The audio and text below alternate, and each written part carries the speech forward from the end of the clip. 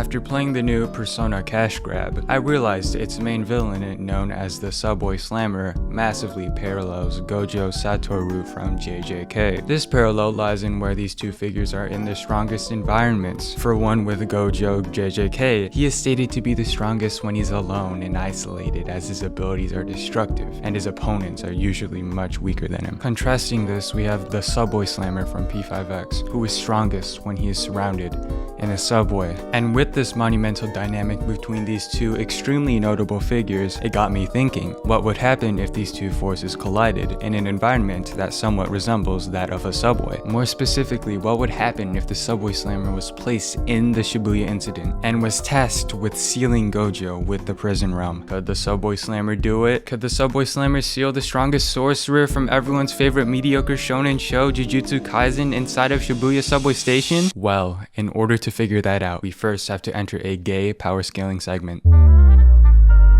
Now, as I stated earlier, the Subway Slammer is in his element massively when surrounded. However, this buff is only granted when he's in crowded areas full of apathetic salary workers specifically. This is a fact, as apathetic salary workers act as a sort of smokescreen hiding all of the Subway Slammer's nefarious acts. For example, let's say the Subway Slammer slams a woman. As said woman cries for help, no one will come to her aid, as the salary workers do not care. Also, in the rare instance in which help arrives to aid the slammed woman, the Subway Slammer can simply ride the waves of apathetic salary workers, making a near perfect and untraceable escape. And on the topic of apathetic salary workers, a perfect location that is greatly encumbered with said salary workers is the subway, as day in and day out, individuals are forced to commute to and from their measly little one-bedroom apartments to their underpaying and overbearing companies for days on end. Because subways have this especially unique quality, it makes the Subway Slammer an untouchable force when located in subways specifically. Also on that note, in said subways, the Subway Slammer is also notorious for subway slamming. With all of these ideas I just talked about, I want you to think long and hard and put two and two together. If the Subway Slammer slams in the subway, and if the subway as a hive mind can't do anything to stop said slamming in said subway as no one gives a shit, then in a way,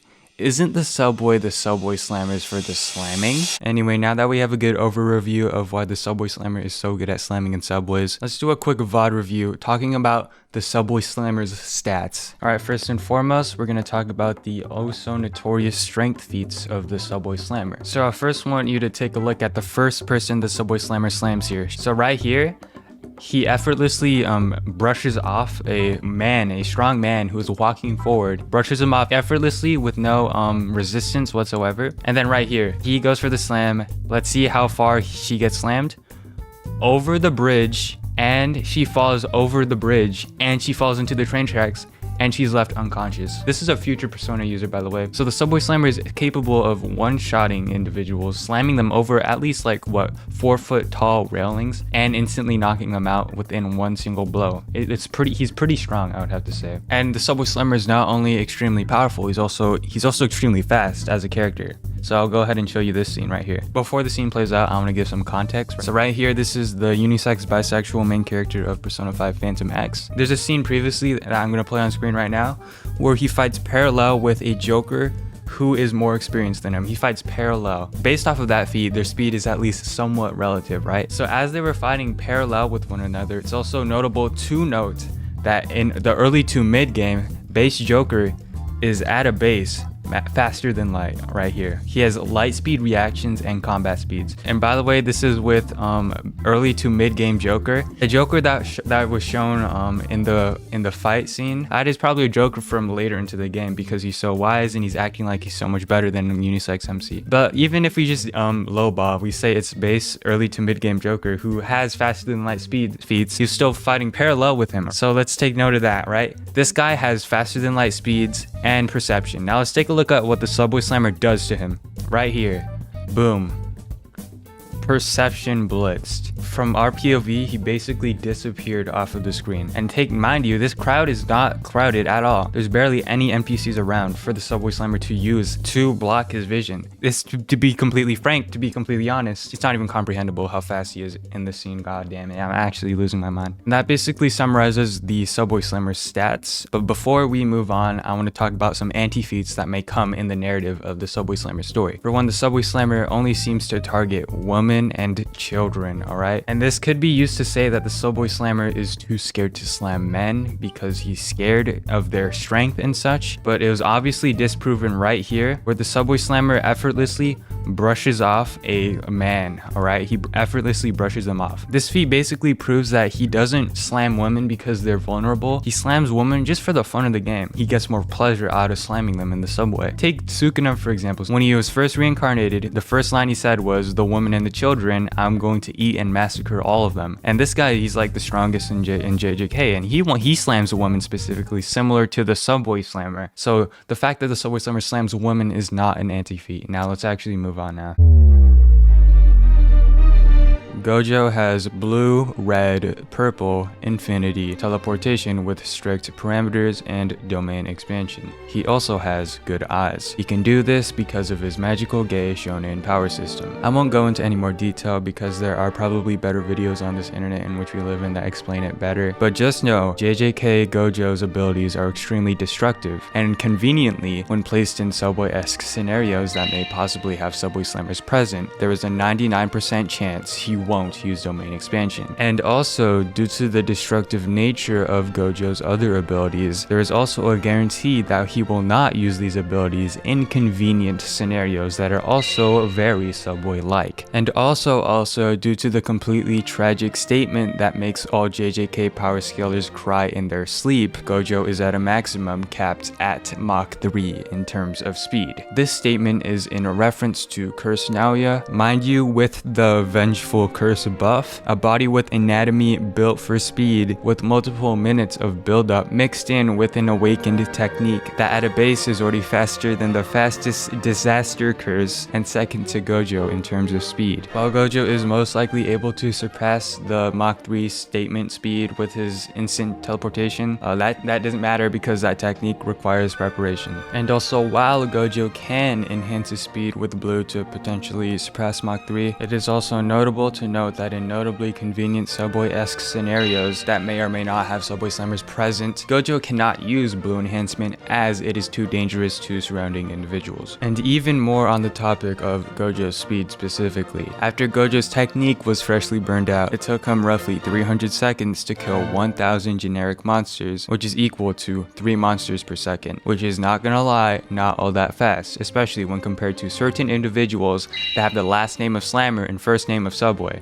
And to make things fair, it's fair to note that Gojo's technique was burned out, and it's also fair to note that Gojo was in a Subway-esque scenario when this feat was accomplished, which would probably diminish his speed massively. But while Gojo did technically have all of these debuffs, it's still a notable feat as this is a Subway-esque scenario, and there may or may not be an individual who has the hobby of slamming individuals in locations that one could call a subway. It's just something to note though, it's whatever. Basically, Gojo isn't that fast as a whole, but he's also extremely not that fast in scenarios in which the metro arrives in an underground apparatus and individuals board said metro in order to do this and that and such.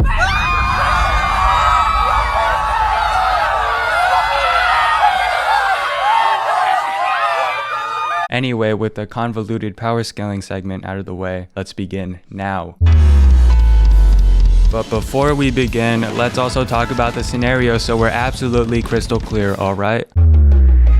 The Scruffle will be taking place in Shibuya Station, which is concealed in a Gojo-only veil that is filled to the brim with cosplaying normies, who majorly cosplay during the night on holidays, but in reality, in real life, they are apathetic salary workers running in day in and day out in the subway. I heard this from somewhere. And Gojo cannot leave as all of these normies may or may not die due to a person who will slam them in a subway. And like in the events of the actual manga, Kenjaku, Mahito, and the other 3 curses have the same orchestrated plan of sealing Gojo with the prison realm. Only this time, for argument's sake, The 3 curses that are Jogo, Hanami, and Choso that were originally tasked with distracting Gojo are replaced with the Subway Slammer and the Subway Slammer alone. Once everyone is in position, the fight begins once the subways are open for the slamming. Will the Subway Slammer continue to slam in the subway? Or is the idea that the subway is the Subway Slammers for the slamming nothing more than a subway sham? We find out now, today.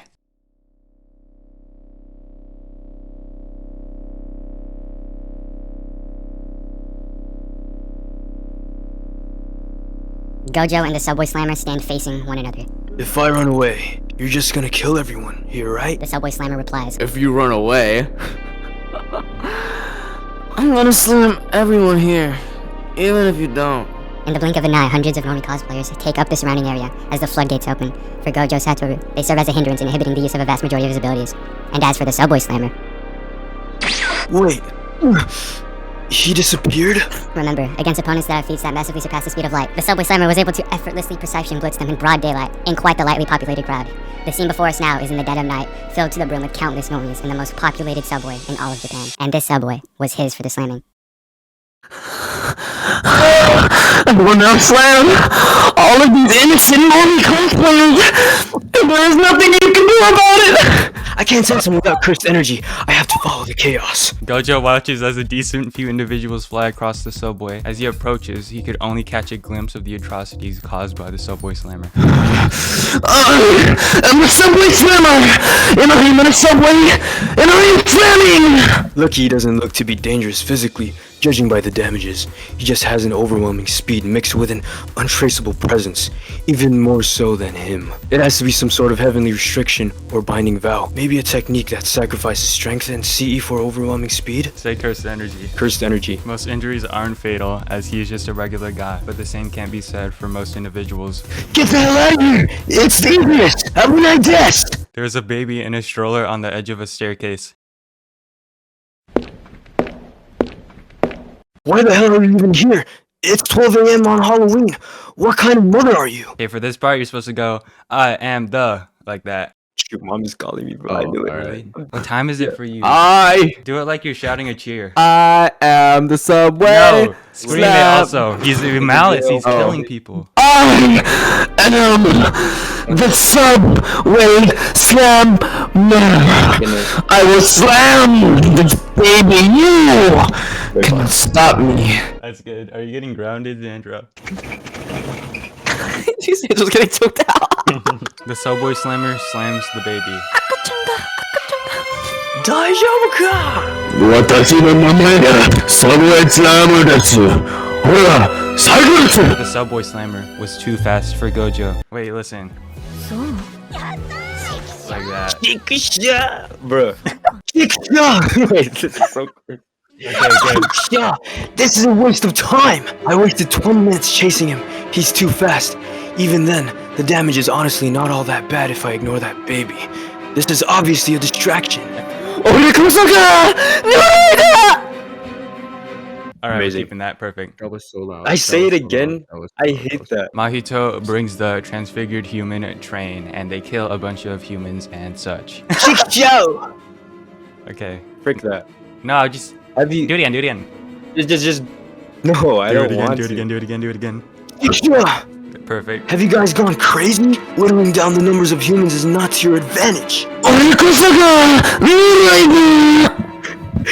English domain expansion. More humans fall down from the sky. The Subway Slammer keeps slamming. The transfigured humans keep killing and such. Area expansion. Immeasurable void. Gojo did the 0.2 second domain expansion thingy purely out of instinct or whatever. It floods everyone with approximately 6 months of information at once, leaving them all motionless. Then Gojo kills all the transfigured humans, leaving only Mahito and the Subway Slammer alive. Quote, because the special grades could awaken at any moment. Oh. What is this? This is like the worst freaking script ever.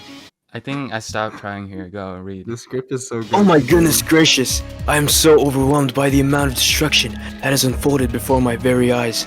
I'm going to have an accurate depiction of a panic attack on the big screen. Like Puss in Boots, you know Puss in Boots? During the downtime, however, Gojo takes a look at the Subway Slammer with the 6 eyes in order to get a read on what he's actually all about and such. This subway slammer is a regular guy, so I think I can kill him before he can awaken. Gojo kills the subway slammer. Prison realm.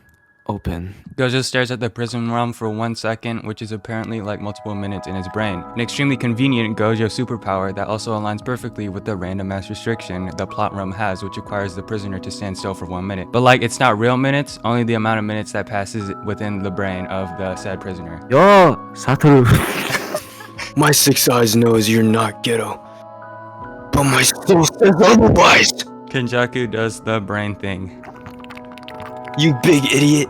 Don't forget about the guy who majorly beat up your body, making you weak so I could finish you off as you tried to run away. You mean Yuta? With his unconditional copy and immeasurable cursed energy? That was only the result of him sealing the soul of the little elementary school girl he really loved. He doesn't have that anymore. Good night, Satoru Gojo. What if you again, Tegan? Did I spell Tegan wrong? Read it. Just keep the Tegan. Go read it.